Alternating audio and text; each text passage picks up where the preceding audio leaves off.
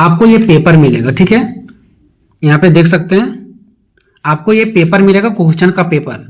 ऐसा ही पेपर रहने वाला आपका एएससी हिंदी का, दूसरा सब्जेक्ट का भी ऐसा ही पेपर रहेगा लेकिन क्वेश्चन अलग रहेगा। तो ये पेपर मिलेगा जैसे टाइम होगा आपका।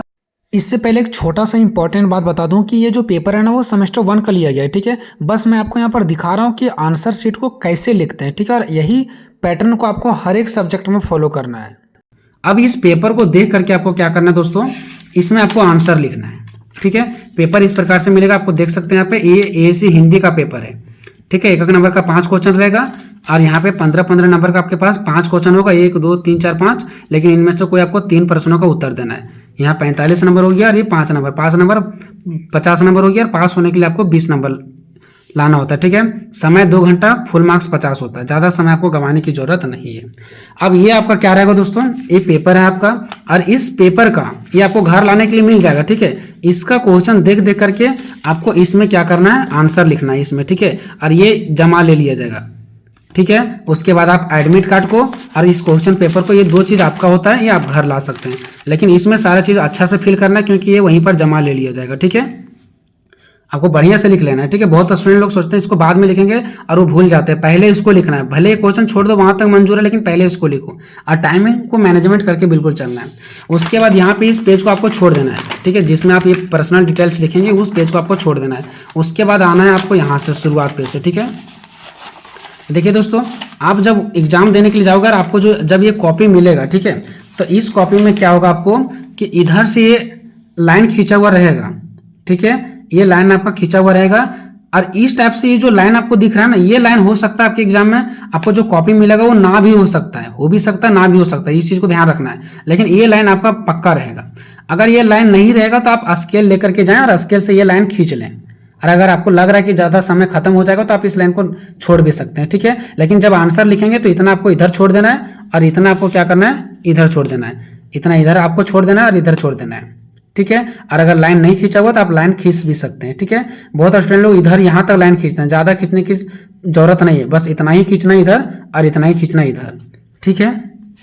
चलिए उसके बाद क्या करना है दोस्तों, यहाँ पे देख सकते हैं हमको पहले बनाना है, ये हमारा क्वेश्चन नंबर 1 है, यहाँ पे नहीं दिख रहा है, ठीक है, क्वेश्चन नंबर 1 है यहाँ पे, ठीक है। तो हम क्वेश्चन नंबर 1 को बनाएंगे, तो यहाँ पे लिखेंगे दोस्तों प्रश्न उत्तर संख्या 1, ठीक है। इस क्वेश्चन को हम लिखेंगे नहीं, बहुत लोग इस क्वेश्चन को आंसर शीट में लिख देते हैं, ये आंसर शीट है, सिर्फ आंसर लिखना है। और हम पहला बना रहे हैं ना, तो लिखेंगे बस पहला क्वेश्चन, यानी इस तरह से प्रश्न उत्तर संख्या 1, और इस टाइप से आपको लाइन खींच देना है। अब इसमें पहला क्वेश्चन क्या है, कारक के कितने भेद हैं, का में क्वेश्चन क्या है कि कारक के कितने भेद हैं, तो हम का डायरेक्टली आंसर लिखेंगे 8, क्योंकि इसके कितने भेद हैं, 8 भेद हैं, तो डायरेक्टली लिखेंगे 8, ठीक है। वैसे खा में फिर क्या बोल रहा है कि आंख का एक पर्यायवाची शब्द लिखें, तो डायरेक्टली खा हम लिखेंगे यहाँ पे, और खा का पर्यायवाची शब्द नेत्र होता है तो डायरेक्टली आंसर लिखेंगे नेत्र। ऐसे ही गा का देखिए प्रतिवेदन को अंग्रेजी में क्या कहते हैं, तो प्रतिवेदन को रिपोर्ट बोलते हैं, तो डायरेक्टली रिपोर्ट मैंने आंसर लिख दिया। ऐसे ही घा में देखिए हिंदी व्याकरण के लेखक का नाम बताइए, तो हेनरी केलाग है, तो डायरेक्टली मैंने आंसर लिख दिया। अंगा का है कि भाई बहन कौन सा समास है, तो ये द्वंद्व समास है, तो यहाँ डायरेक्टली द्वंद्व समास लिख दिया। डायरेक्टली यहाँ पे प्रश्न उत्तर संख्या 1 लिखना है, डायरेक्टली इसका का खा गा घा देकर के आंसर लिखना है आपको। उसके बाद यहाँ पे देखिए, उसके बाद नीचे आपको 2 3 4 लाइन छोड़ देना है, ठीक है। अब उसके बाद हम आएंगे इधर, तो यहाँ पे क्वेश्चन नंबर 2 में का है, खा है, गा है, घा है, अंगा है। अब ये 5 में से कोई 3 प्रश्नों का ही उत्तर देना होता है। अब ये 5 में से जो आपको अच्छा लग रहा है, मान लो कि आप इसका आंसर दे दोगे, मुझे लग रहा है कि हम इसका आंसर दे देंगे, उसके बाद हम इसका भी आंसर दे देंगे, सॉरी इसका नहीं, हमको लग रहा है ये बना लेंगे और ये बना लेंगे, तो हम टिक आउट कर लेंगे थोड़ा सा पेज में ताकि बाद में भूल ना जाए, ठीक है। तो ये हम बनाएंगे, ये बनाएंगे, ये बनाएंगे। अब आपका मन कि पहले आप ये बनाना चाहते हैं कि ये बनाना चाहते हैं कि ये बनाना चाहते हैं, लेकिन ये तीनों आपको बनाना है, 5 को 5 बनाने से कोई भी फायदा नहीं होगा, ठीक है। तो चलिए, तो अब क्या करना है दोस्तों, हमको बनाना है दूसरा का ये वाला का वाला, ठीक है। तो हम क्या करेंगे, लिखेंगे प्रश्न उत्तर संख्या 2, क्योंकि ये हमारा किसका है, 2 का है, और 2 का कौन बना रहा है, का, तो लिखेंगे प्रश्न उत्तर संख्या 2 का, क्योंकि हम 2 का क्या बना रहे हैं, का बना रहे हैं, ठीक है। अब का में क्या दोस्तों, लेखन कौशल का अर्थ और इसकी विशेषता, तो डायरेक्टली आंसर स्टार्ट करना है, क्वेश्चन लिखने से फायदा नहीं है, डायरेक्ट लेखन कौशल का अर्थ देखिए मैंने यहाँ पे लिखा है, और पॉइंट, ये सब आंसर मैंने बता दिया है, ठीक है। अगर आप मेरा आंसर पर चलोगे और इस प्रकार से लिखोगे ना, कोई भी क्वेश्चन आता है पहले उसका अर्थ लिखो, 100% आपको अच्छा नंबर मिलेगा और प्रमोट कभी नहीं होंगे आप, ठीक है। चलिए उसके बाद देखिए क्या किया मैंने, आपको हम ये भी बताएंगे कि कौन सा क्वेश्चन को कितना पेज में लिखना है, ठीक है। उसके बाद देखिए दोस्तों, उसी क्वेश्चन को मैंने यहाँ पे लिखा है, फिर लेखन कौशल का परिभाषा लिखा है।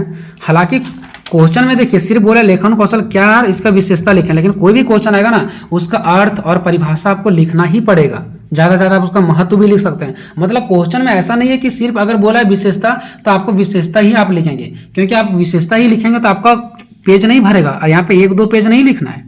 ठीक है, जो 15 नंबर वाला क्वेश्चन है ना, इसका आप 4 पेज से लेकर के 6 पेज में आंसर दे सकते हैं, जो कि मैंने यहाँ पे भी आपको बता रखा है किस प्रकार से, वो देख लीजिए। ठीक है, फिर लेखन कौशल का मैंने परिभाषा लिखा इस प्रकार से। अब यहाँ पे मैंने दोस्तों टाइम नहीं था इसलिए मैंने यहाँ पे नहीं लिखा, बस ऐसे दे दिया कि ऐसा ही आपको आंसर यहाँ पे लिखते हुए चले जाना है। ठीक है, फिर लेखन कौशल का मैंने यहाँ पे प्रकार लिखा दोस्तों, और देखिए यहाँ पे मैंने इस प्रकार से लिखते गया।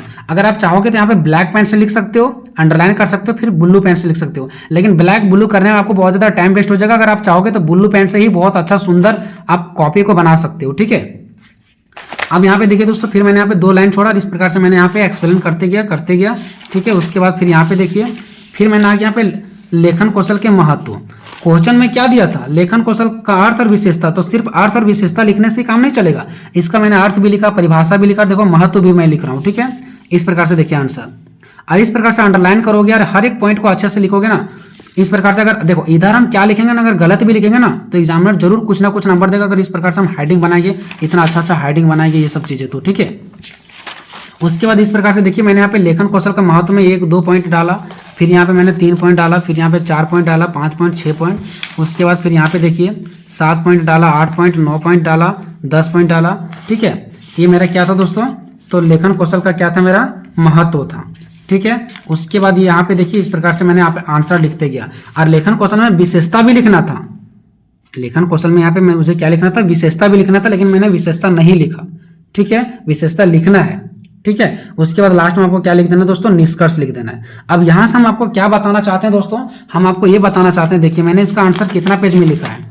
एक तो छोटा सा यहाँ पे ये हो गया, पेज का काउंटिंग ऐसे किया जाता है 1, ठीक है, फिर 2, फिर 3, फिर इधर 4, 5, 6 और एक यहाँ पे हल्का सा हो गया 7। ठीक है, इतना में मैंने आंसर लिखा है। अगर आपका लिखने का स्पीड थोड़ा तेज है तो आप 6 पेज में आंसर दे सकते हैं। 6 पेज में मतलब एक पेज का दोनों साइड काउंटिंग करके, एक इधर एक इधर। ठीक है, इस प्रकार से 6 पेज में आप आंसर दे सकते हैं। अगर आपका लिखने का स्पीड कम है तो आप 4 पेज में आंसर दे सकते हैं, यानी कि इस तरह से, एक इधर 2 हो गया, एक इधर 3 हो गया और एक इधर 4 हो गया। अगर लिखने का स्पीड कम है तो, और अगर अच्छा खासा है तो आप 6 में दे सकते हैं। ठीक है, चलिए ये हो गया दोस्तों आपका। उसके बाद यहाँ पे देखिए, अब हम दे रहे हैं दोस्तों घा का आंसर लिख रहे हैं। अभी मैंने का लिखा, अब मुझे ये सब अभी नहीं लिखना, अब हमको लग रहा है कि हम पहले ये लिख लें घा। तो मैंने यहाँ पे क्या लिखा, मैंने लिखा प्रश्न उत्तर संख्या 2, और 2 का हमारा कौन सा दोस्तों, घा है, तो यहाँ पे घा आपको लिखना है, ऐसा ही आंसर लिखना है आपको। ठीक है, ठीक है। उसके बाद देखिए 2 का घा में हमारा क्या था, तो देखिए 2 का जो हमारा घा था दोस्तों, इसमें क्या था, टिप्पण के बारे में था। तो डायरेक्टली क्वेश्चन नहीं लिखना आपको, डायरेक्टली टिप्पण का अर्थ स्टार्ट करना है यहाँ पे। ठीक है, उसके बाद आगे देखिए, इसके बाद कुछ पॉइंट्स वगैरह देना है। अगर आप मेरा आंसर देख करके जाओगे तो 100% अच्छा नंबर आएगा। टिप्पण की परिभाषा मैंने यहाँ पे दिया, देखो, फिर टिप्पण का प्रकार मैंने यहाँ पे दिया है, लेकिन यहाँ पे क्या बोल रहा था, टिप्पण क्या इसकी उपयोगिता। तो खाली टिप्पण क्या इसकी उपयोगिता पर आप इतना बड़ा आंसर नहीं बना पाओगे, तो अर्थ भी लिखना पड़ेगा, परिभाषा भी लिखना पड़ेगा।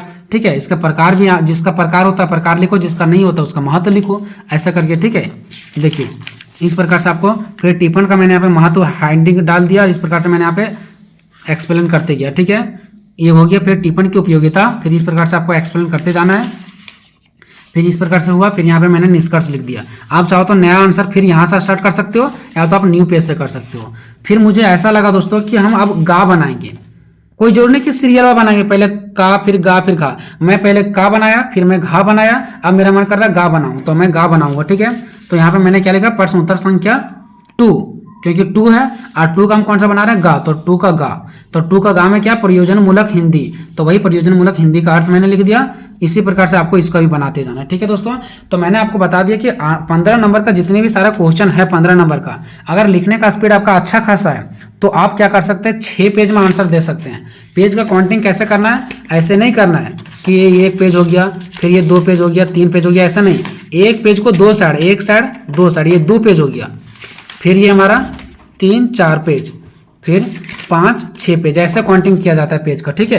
तो अगर लिखने का स्पीड ज़्यादा है तो 6 पेज, और अगर कम है तो 4 पेज में कम से कम आंसर आपको देना ही पड़ेगा, ठीक है। बाकी ज़्यादा लिखने से मार्क्स नहीं मिलता है, कितना अच्छा कितना सुंदर लिखे हैं, कितना बढ़िया पॉइंट बना करके लिखे हैं, ये मायने रखता है, ठीक है दोस्तों।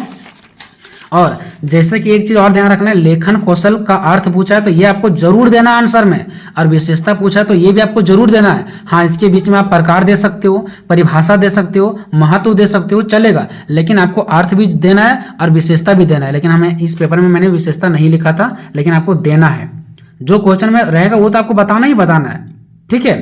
चाहे आप पढ़ के गए हो या ना गए हो, फिर भी आपको कुछ ना कुछ जरूर लिखना है, 1-2 पॉइंट, ठीक है। ये आपको ध्यान रखना। वैसे परियोजना मूलक हिंदी का सामान्य परिचय बोल रहा है, तो परिचय मतलब क्या, सिर्फ अर्थ बताओगे? नहीं, अर्थ, परिभाषा, अगर प्रकार होता है तो प्रकार लिखो, महत्व होता है महत्व लिखो, विशेषता है तो विशेषता लिखो। इस प्रकार से करके दोस्तों 15 मार्क्स का 5-6 पेज में हम लोग आंसर देंगे, तो कोई एक पॉइंट लिखने से नहीं होगा, हर कुछ उसका मेंशन करना पड़ेगा उसमें से, ठीक है। तो इस प्रकार से मैंने आपको फाइनल बता दिया दोस्तों। इस प्रकार से कॉपी रहेगा आपको, और इस प्रकार से आपको क्या करना है, आंसर लिखना है दोस्तों, ठीक है। इसके बावजूद अगर कोई डाउट रह गया होगा तो आप मुझे कमेंट करके बताएंगे, मैं आपको नेक्स्ट वीडियो में बताऊंगा, ठीक है दोस्तों। तो मिलेंगे नेक्स्ट वीडियो में, तब तक जय हिंद, जय भारत।